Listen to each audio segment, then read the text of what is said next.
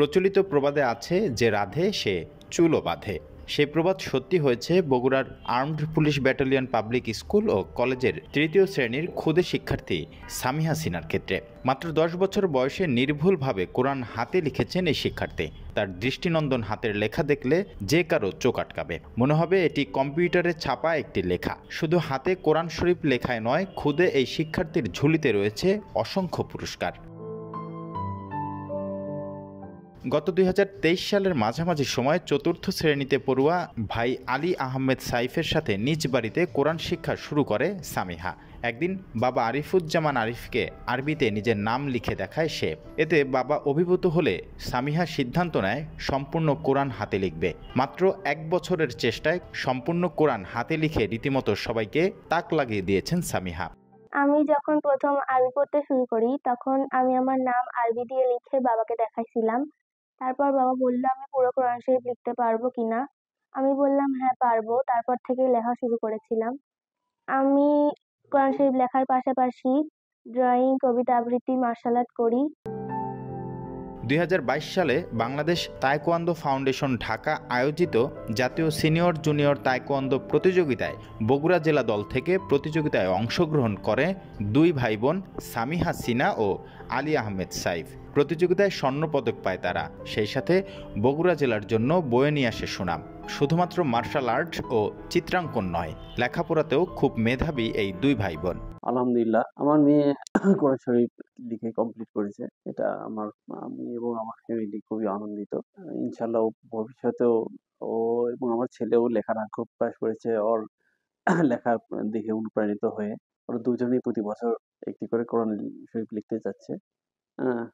এবং ওদের আসলে লিখতে পারাটা এটা প্রচন্ড একটা ধৈর্যের পরিচয় দিয়েছে সে।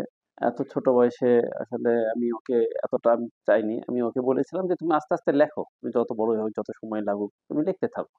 কিন্তু ও খুব অল্প বয়সে অল্প সময়ের মধ্যে ১৪ মাসের মধ্যেই সে কমপ্লিট করেছে আলহামদুলিল্লাহ।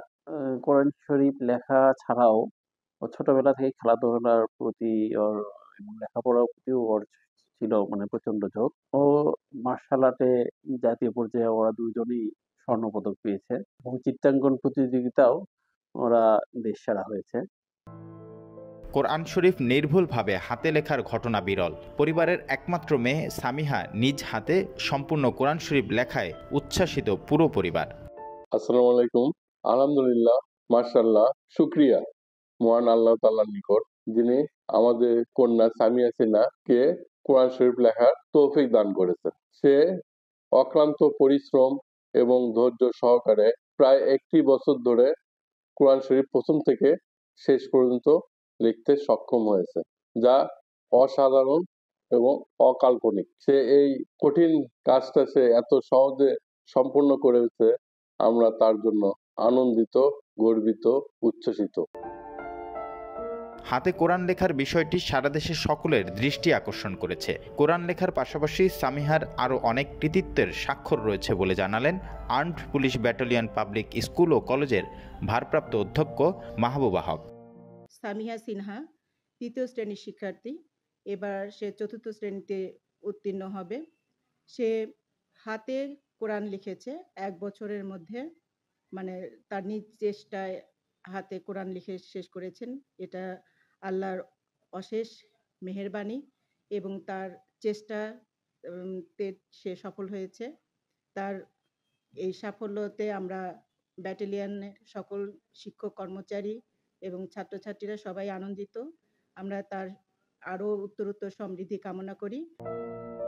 প্রতিভাবান এই শিক্ষার্থীর ইচ্ছে প্রতি বছর একটি করে কোরআন হাতে লিখে মাদ্রাসায় দান করবে। এছাড়াও বড় হয়ে মানুষের সেবায় নিয়োজিত থাকতে হতে চায় একজন সুচিকিৎসকও।